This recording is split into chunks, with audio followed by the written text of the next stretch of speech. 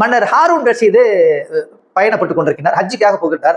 இப்போ மன்னர் ஹஜ்ஜுக்கு போறாருன்னா எவ்வளவு படபடப்பமா இருக்கும் பாத்தீங்கன்னா. யானைப்படை, குதிரைப்படை, ஒட்டகப்படை, மக்கள் நடந்து போறாங்க, ஏகப்பட்ட பேர் வெளியேற்படுத்த போறாங்க, தாரை தப்பட்டைகள் முழங்க மன்னர் சென்று கொண்டிருக்கின்றார். ஆக செல்லும் வழியிலே இமாம் பஹ்லூன் ரஹ்மத்துல்லாஹி அலைஹி மிகப்பெரிய மார்க் அறிஞர், அவர் பார்க்கிறாரு. அவர் கூப்பிடுறாரு, கேட்கிறாரு என்னன்னு கேட்கிறாரு. இல்ல மன்னர் ஹஜ்ஜுக்கு போயிட்டு இருக்கிறாரு. அப்போ இவர் மன்னருடைய பேரை சொல்லி கூப்பிடுறாரு, ஹாரூன் ஹாரூன் அப்படின்னு சொல்றாரு. அதை கேட்ட உடனே அங்க உள்ளவங்க அதிர்ச்சி ஆயிடுச்சு. நேர கோபத்தோடு இவரை கொண்டு போய் மன்னர்கிட்ட போய் நிறுத்துறாங்க.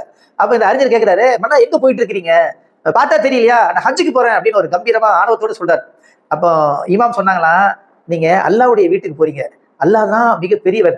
ஆக அந்த பெரியவருடைய வீட்டுக்கு போகின்ற பொழுது, அந்த கண்ணியமானவருடைய வீட்டுக்கு போகும்போது பணிவாக செல்ல வேண்டும். இந்த மாதிரிலாம் நீங்க போனீங்கன்னா இறைவன் உங்களை உள்ளே சேர்க்க மாட்டான் அப்படிங்கிற மாதிரி சொன்னார். சொன்ன உடனே அவர் மன்னருக்கு டக்குன்னு பட்டுடுச்சு. ஆஹா, நான் தவறான ஒன்றை எல்லாம் செய்கிறேன் அப்படின்னு சொல்லி எல்லாத்தையுமே வீட்டுக்கு சார், யாருமே வர வேண்டாம், நானும் ஒரு சில பாதுகாவலர்களோடு மட்டும் வைத்துக்கொண்டு அவர் புறப்படுகிறார். ஆக அன்பான சகோதர சகோதரிகளே, அப்போ அறிஞர் பெருமக்கள் எவ்வளவு தூரத்திற்கு துல்லியமான முறையிலே எவ்வளவு பெரிய ஆட்சி அதிகாரம் கையில் இருந்தாலும் கூட சத்தியத்தை சொல்வதற்கு என்றைக்குமே தயக்கம் காட்டியதில்லை என்பதை நாம் படிப்படியாக எடுத்துக்கொள்வோமா? இறைவன் கருணை புரிவானாக.